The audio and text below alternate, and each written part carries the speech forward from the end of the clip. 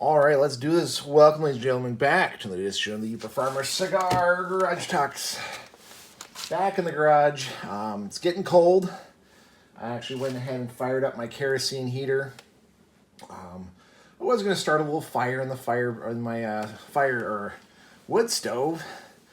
Thought about kicking on my little My Buddy heater.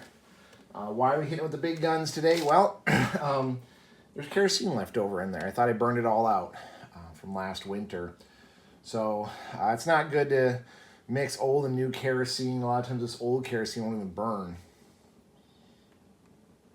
So I decided to go ahead and burn it off, use up this old kerosene, heat up my garage, make it kind of pleasant in here. So welcome, folks. Tonight's episode, a little special. It is a little bit on the dark side. In case you're at all in a mental headspace where you don't want to hear any negatives, you'd rather go to the fun stories and the positive advice, I recommend you switch to a different video. This one gets a little deep and quite a bit dark. So what are we smoking? What are we drinking? Well, because it's kind of a special episode talking about kind of a little intense topic, I decided to go with the Lansing Smoking Club, the Smoking Club of Lansing, Downtown Smoking Club in Lansing. There we go. One of their custom premium cigars. The guy has them hand rolled to his own specifications. This one starts off with a Connecticut, goes to a Maduro or the end, and then ends in a Maduro wrapper with kind of that little bit medium wrapper in the middle. Really fun cigar. I really like the flavor transitions. Really good to smoke. And his cigars are always excellently made. For the beer, kind of a fun little one. I've never had this. Smaller bottle. What is it? It's only a 9 fluid ounces. So smaller bottle. I'm hoping it's good. It's original Jamaican Dragon Stout. I know very little about this. It just looked really good, kind of caught my fancy. So I decided, what the hell? Why don't we go ahead and get this? A fun little bottle cap there, too. I think I'll give that to my daughters. Are starting a little bottle cap collection. All right, let's give her a pour. Now, I don't know if this has been barrel aged or anything, or what makes a Jamaican stout any different. If you have been watching my channel, you know that we've been messing with some Jamaican brown sugar, which has been just amazing. I'm so glad I did it. It's a nice little, no head on it, actually. Let's give her a little sip. Oh, that's good, though. I think they do use that Jamaican brown sugar in the making. I can kind of taste that that sweetness that I talked about in the Yaman Bollywood hypothetical rum I made. That's tasty. I do like that. I don't know if it's worth the price because I don't remember the price. So anyway, what does every relationship need? What does every marriage need?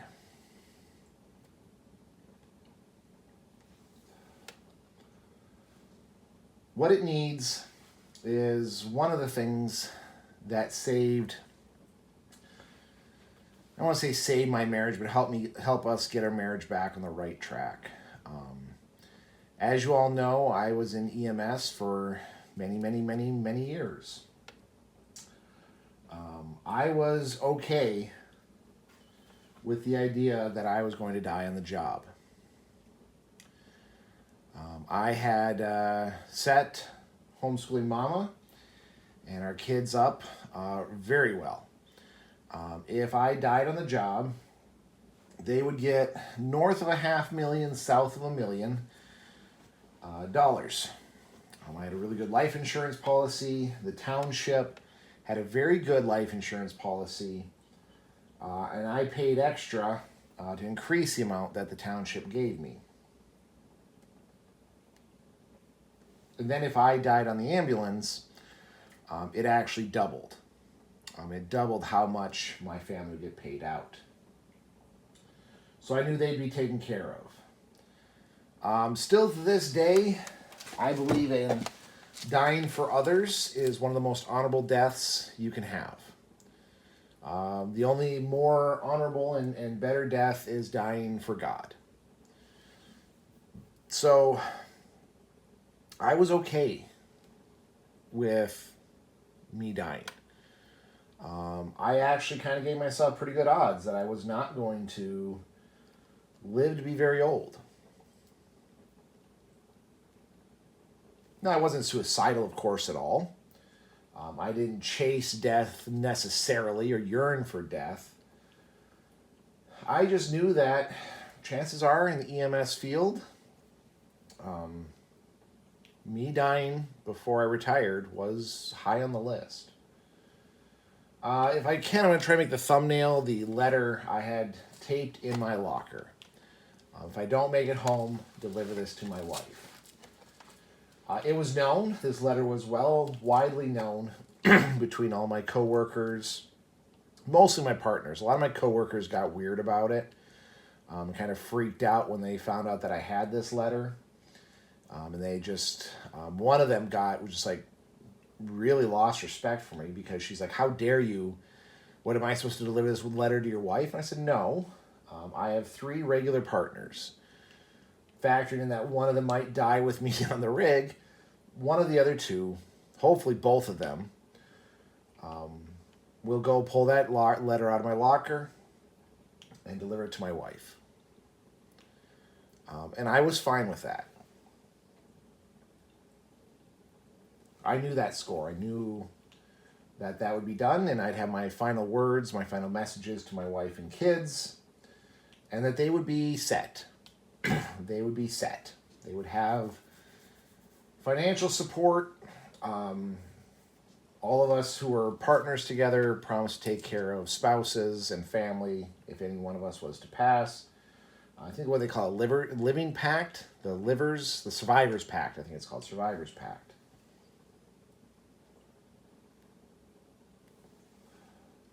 That letter almost got delivered at least 3 times. Probably closer to 5, maybe more, that letter almost got delivered to my wife. EMS is a dangerous field, and I took on dangerous calls. But it's not that letter that reset our marriage. It wasn't my near death necessarily that reset our marriage. It was Homeschooling Mamas. For someone like myself who was okay with death, understood it, knew it, was not scared of my death, I never once in my whole entire life, and definitely my whole entire marriage, ever thought of the fact that Homeschooling Mama might go first. Now, I will share some of the details. Maybe I'll do a war story one, because I don't want this video to be confused which playlist. Which, by the way, I have new playlists, so check them out. 56 war stories. I think there's some I've missed, so that's pretty impressive. But anyhow, long story short, because I'll get in the long story in an actual dedicated video to it in the war story section. Homeschooling Mama had a traumatic miscarriage and was mere moments away from death. A lot of things happened correctly in our favor. God, honestly, protected Homeschooling Mama. And she lived. And I'm sitting there in the hospital, staring down at her. Just got out of surgery. I'm in total and utter disbelief. A lot had just happened in our life. We lost a chance at a dream home. I did not get a promotion at work I thought I was going to get. We were fighting quite a bit. She was arguing with me that I work too much, which I was. And I was arguing with her that she was having our two little kids around family, especially some family members who were not the best. We had our also our traditional fight. Who was doing the dishes? Should we sell our house? Should we just remodel? All sorts of petty things we were fighting about.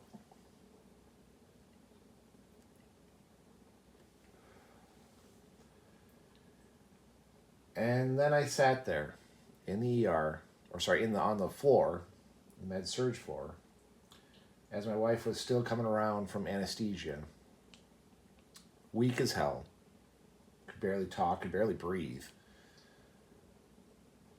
And every single disagreement, fight, argument, whatever you want to call it, flashed through my head. And they were trivial and stupid. I could get out of my head and admit, yeah, I worked too many shifts. I was working up to 12 out of 14 12-hour shifts a week. I would push off holidays. I would push off anniversaries and birthdays to jump on the rig. It was kind of a joke, actually, a running joke at the station that I always work Thursdays, so I'd not have a Thanksgiving with my family. Ever. I'd never celebrated, actually, Thanksgiving. In 7 years of our marriage, I'd never celebrated Thanksgiving with my wife and with my children. I always worked it. And all those thoughts came crushing on me.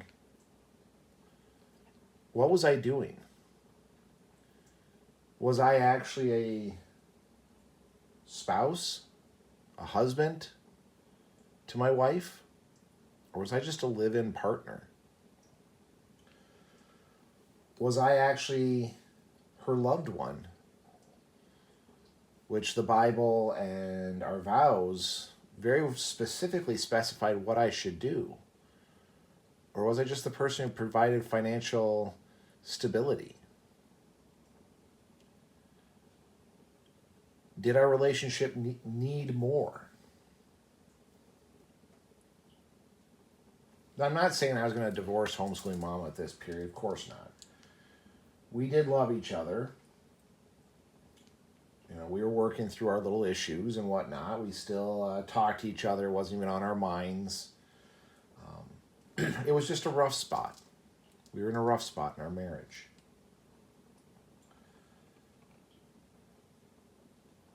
But the reality that I almost lost my wife and my kids almost lost my wife rocked me. Like I said, I was cool with death. But it turns out I was not prepared, not ready for my wife to die. Crushing nightmares I'd have for months of me having to raise 2 kids by myself. It was just Vashman and Swedish Compass were all we had at that point. So the thought of having to raise these kids killed me. It ate me up inside. Not that I didn't love them, but just the amount of work, amount of responsibility.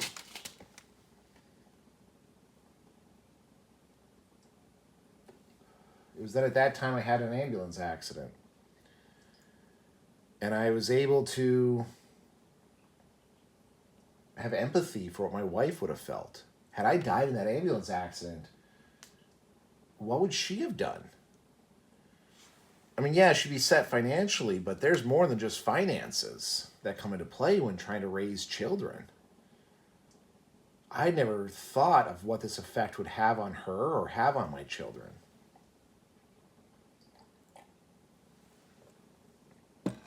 I wish that every couple could have that realization, that near-death experience. That moment of not knowing if your partner, your loved one, is going to live. Puts a lot in perspective. That's not to say that I wish harm or wish ill fate on anyone watching this. Of course not. I wish there was a way that you could experience this without actually having the risk of loss of life. I really do wish there was some way of having you experience this. Because again, you might be fine with your death, but are you fine with your spouse's death and what that actually means?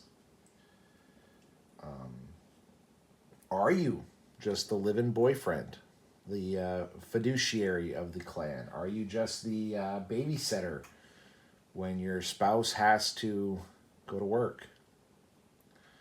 Do you fight about honest, big deals?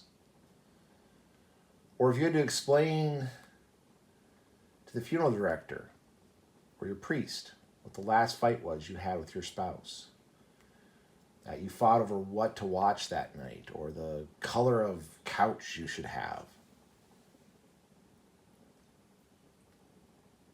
I know there's cliche country songs, Live Like You're Dying.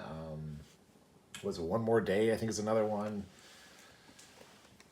that we'll sing and appreciate, but that doesn't relay the message, the feeling, the knowledge of what's to come. Sadly, I don't think there is an amalgamation, a stand-in for actually experiencing this. And unfortunately, both husband and wife need to be in the right mindset.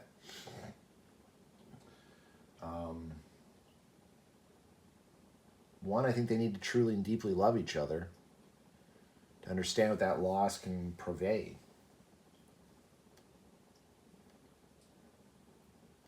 It has to rock them to their core. I have met some people, I don't know if they would be fazed by their significant other having a near-death experience. I do question their relationship, of course. Like I said, I was fine. Death is something still this day. It doesn't bother me like it bothers many people. The one thing every person who's ever been born has in common is one day they're going to die.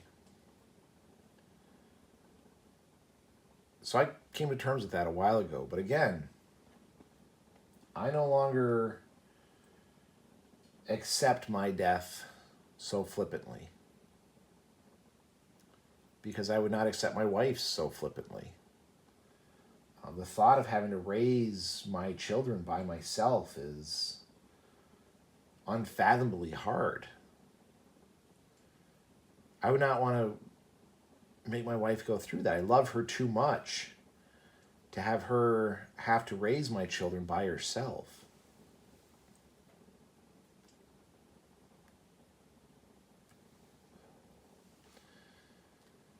So that's the one thing I could give all young couples out there, one piece of advice. Hopefully you don't actually have to have a near-death experience, but embrace the idea of it. What would you do if your significant other died? What arguments would be trivial and stupid? What hills that you'd rather die on now seem like mere molehills that you should just kick over and be done with?